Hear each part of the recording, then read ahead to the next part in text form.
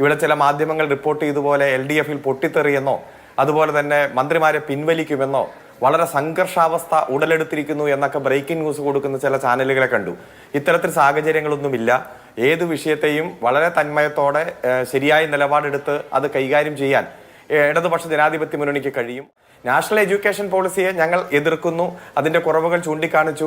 വിദ്യാഭ്യാസ മേഖലയെ കാവ്യവൽക്കരിക്കാൻ വേണ്ടി പ്രത്യേകിച്ച് സ്റ്റേറ്റ് സിലബസുകളെ വരെ അട്ടിമറിക്കാൻ വേണ്ടിയിട്ടുള്ള ശ്രമം, ആ ശ്രമത്തെ ഒരു കാരണവശാലും നമ്മൾ സ്വീകരിക്കില്ല. അതുപോലെ പരമാവധി ഇതിനെ ചെറുക്കാനുള്ള ശ്രമം നടത്തി. എന്നിട്ടും നമുക്ക് ഇതിൽ ഒപ്പിടേണ്ടി വന്നത് നാഷണൽ എഡ്യൂക്കേഷൻ പോളിസിയിലല്ല ഒപ്പിട്ടത്, PM ശ്രീ പദ്ധതിയിലാണ്. ശ്രീ K. സരൺകുമാർ, നോക്കൂ, മുഖ്യമന്ത്രി നേരിട്ട് ചർച്ച നടത്തിയിട്ടും CPI അയഞ്ഞില്ല.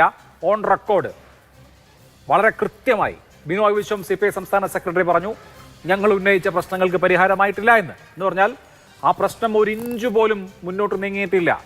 മന്ത്രിസഭാ യോഗത്തിൽ രണ്ടാമത്തെ ഘടകകക്ഷിയുടെ 4 മന്ത്രിമാരും പങ്കെടുക്കാതിരിക്കുകയാണ്. ഇതെന്ത് സർക്കാർ എന്ന് CPIയുടെ സംസ്ഥാന സെക്രട്ടറി ചോദിച്ചിരുന്നു കഴിഞ്ഞ ദിവസം. കൂട്ടുത്തരവാദിത്തം നഷ്ടപ്പെട്ട ഒരു സർക്കാരാണോ ഇപ്പോൾ കേരളം ഭരിക്കുന്നത്?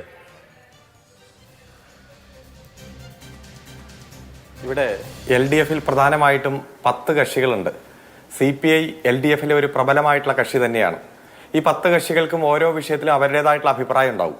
ആ അഭിപ്രായം രേഖപ്പെടുത്താൻ എല്ലാ തരത്തിലുള്ള അധികാരം ആ കക്ഷികൾക്കെല്ലാം ഉണ്ട്. പക്ഷേ LDF എന്ന രൂപത്തിൽ വളരെ കെട്ടുറപ്പോടെ ഒറ്റക്കെട്ടായിട്ട് ഓരോ വിഷയങ്ങളും ശരിയായ നിലപാടെടുത്തിട്ട് തന്നെയാണ് LDF പോകുന്നത്. ഇന്ന് ബഹുമാനപ്പെട്ട മുഖ്യമന്ത്രിയും CPIയുടെ സംസ്ഥാന സെക്രട്ടറിയും സംസാരിച്ചു. അതിനുശേഷം പുറത്തു വന്നപ്പോൾ സംസ്ഥാന സെക്രട്ടറി സംസാരത്തെക്കുറിച്ചും പറയുകയുണ്ടായി. ഏതെങ്കിലും തരത്തിൽ മന്ത്രിസഭാ യോഗം ബഹിഷ്കരിക്കുമെന്നോ ഇവിടെ ചില മാധ്യമങ്ങൾ റിപ്പോർട്ട് ചെയ്തതുപോലെ LDF-ൽ പൊട്ടിത്തെറിയെന്നോ അതുപോലെ തന്നെ മന്ത്രിമാരെ പിൻവലിക്കുമെന്നോ വളരെ സംഘർഷാവസ്ഥ ഉടലെടുത്തിരിക്കുന്നു എന്നൊക്കെ ബ്രേക്കിംഗ് ന്യൂസ് കൊടുക്കുന്ന ചില ചാനലുകളെ കണ്ടു. ഇത്തരത്തിൽ സാഹചര്യങ്ങളൊന്നുമില്ല. ഏത് വിഷയത്തെയും വളരെ തന്മയത്തോടെ ശരിയായ നിലപാടെടുത്ത് അത് കൈകാര്യം ചെയ്യാൻ ഇടതുപക്ഷ ജനാധിപത്യ മുന്നണിക്ക് കഴിയും. അതിന് നേതൃത്വം കൊടുക്കുന്ന CPM-നും CPI-ക്കും എല്ലാം കഴിയുമെന്നതിൽ യാതൊരു സംശയമില്ല.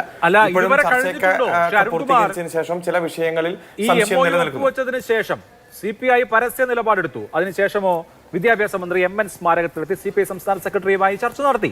അതിനുശേഷം സംസ്ഥാന മുഖ്യമന്ത്രി ആലപ്പുഴയിൽ നേരിട്ട് CPI സംസ്ഥാന സെക്രട്ടറിയുമായി ചർച്ച നടത്തി. CPI സംസ്ഥാന സെക്രട്ടറി മാധ്യമങ്ങളുടെ മുമ്പിലാണ് പറഞ്ഞത്, ഞങ്ങൾ ഉന്നയിച്ച വിഷയം പരിഹരിക്കപ്പെട്ടിട്ടില്ല എന്ന്.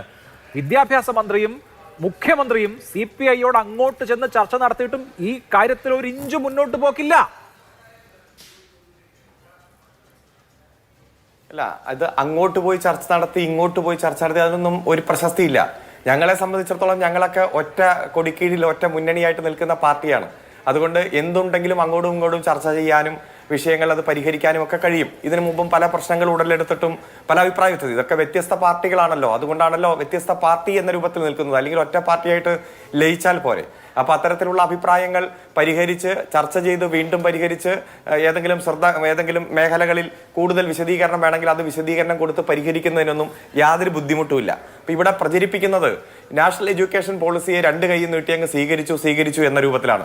നാഷണൽ എഡ്യൂക്കേഷൻ പോളിസിയെ ഞങ്ങൾ എതിർക്കുന്നു. അതിന്റെ കുറവുകൾ ചൂണ്ടിക്കാണിച്ചു.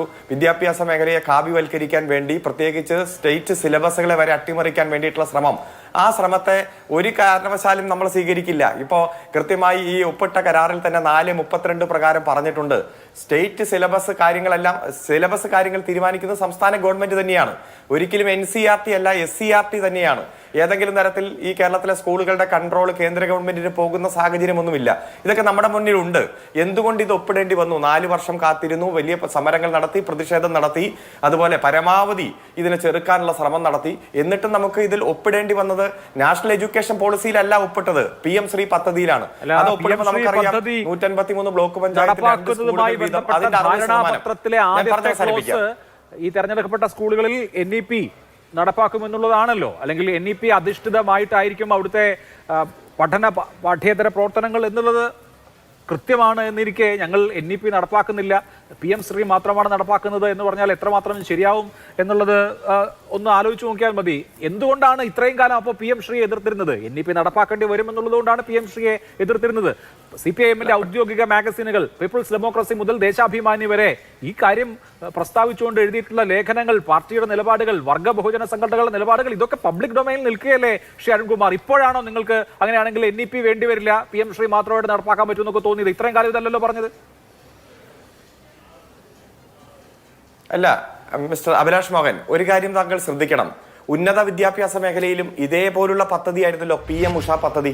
ഈ PM ഉഷ പദ്ധതി നടപ്പാക്കുമ്പോഴും ഇതേപോലെ നാഷണൽ എഡ്യൂക്കേഷൻ പോളിസിയാണ് നടപ്പാക്കേണ്ടത് എന്നതല്ലേ പ്രചരിപ്പിക്കപ്പെട്ടത്?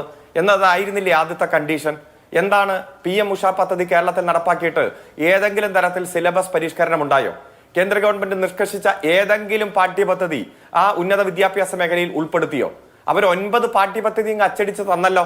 അച്ചടിച്ച് തന്നപ്പോൾ നമ്മളൊരു ഉന്നതാധികാര സമിതി ഉണ്ടാക്കി ഇത് പഠിക്കട്ടെ എന്ന് പറഞ്ഞ് പോയതല്ലാതെ 4 വർഷ ഡിഗ്രി പഠനം ആരംഭിച്ചു എന്നല്ലാതെ കേന്ദ്ര ഗവൺമെന്റ് നിഷ്കർഷിച്ച ഒരു പദ്ധതിയും NPA ഭാഗമായി നാഷണൽ എഡ്യൂക്കേഷൻ പോളിസിയുടെ ഭാഗമായിട്ടുള്ള ഒരു നിർദ്ദേശവും ഈ ഉന്നത വിദ്യാഭ്യാസ മേഖലയിൽ നടപ്പാക്കാതെ അന്തസ്സോടെ അതിനെ ചെറുത്ത് മുന്നോട്ട് പോകാൻ നമുക്ക് കഴിഞ്ഞു. ഇവിടെയും മറ്റു പല നിർദ്ദേശങ്ങളും കാര്യങ്ങളും ഉണ്ടല്ലോ. ഇപ്പൊ വടക്കേ ഇന്ത്യയിൽ അടുത്ത കാലത്ത് വന്ന സിലബസിലെ മാറ്റമൊക്കെ നമ്മുടെ മുന്നിലുണ്ട്. മുഗൾ വിദ്യാഭ്യാസത്തിന്റെ ചരിത്രമായാലും മഹാത്മാഗാന്ധിയെ വെടിവെച്ച് കൊന്ന കൊലപാതകവുമായി ബന്ധപ്പെട്ടുകൊണ്ടായാലും വന്ന നിരവധി മാറ്റങ്ങൾ വടക്കേ ഇന്ത്യയിലെ പല സംസ്ഥാനങ്ങളിൽ ഉണ്ടായി എന്നല്ലാതെ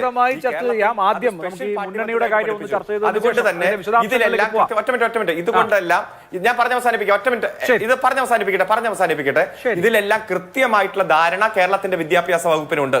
അത് ചിലർക്ക് മനസ്സിലായി, ചിലർക്ക് ഇച്ചിരി വൈകിയേ മനസ്സിലാകൂ. അത് കൂടുതൽ എക്സ്പ്ലെയിൻ ചെയ്ത് എന്താണ് ഗവൺമെന്റ് ഇതുകൊണ്ട് ഉദ്ദേശിക്കുന്നത്, ഗവൺമെന്റ് ഇതിൽ ഒപ്പിടാൻ വേണ്ടി വന്ന സാഹചര്യം എന്താണ്, ആ സാഹചര്യം നമ്മൾ ഒപ്പിട്ടില്ല എങ്കിൽ കേരളത്തിന്റെ വിദ്യാഭ്യാസ മേഖലയിൽ പാർശ്വവൽക്കരിക്കപ്പെടുന്ന കുട്ടികൾക്കുണ്ടാകുന്ന നഷ്ടം എന്താണ്, അതെല്ലാം കൃത്യമായി വ്യക്തമായി വരികയാണ്. ഇനിയും എക്സ്പ്ലെയിൻ ചെയ്യും, ഇനിയും വിശദീകരിച്ചു കൊടുക്കും. ഇത് ഒപ്പിട്ടിട്ടില്ല എങ്കിൽ 40 ലക്ഷത്തോളം വരുന്ന വിദ്യാർത്ഥികളെ ബാധിക്കുന്ന സാഹചര്യം അതുകൂടി വിശദീകരിച്ച് ആർക്കും പറഞ്ഞു കൊടുക്കാനും മനസ്സിലാക്കി കൊടുക്കാനും ഗവൺമെന്റ് തയ്യാറാണ്. അതുമായി വിദ്യാഭ്യാസ വകുപ്പ് മുന്നോട്ട് പോകും. ശരി.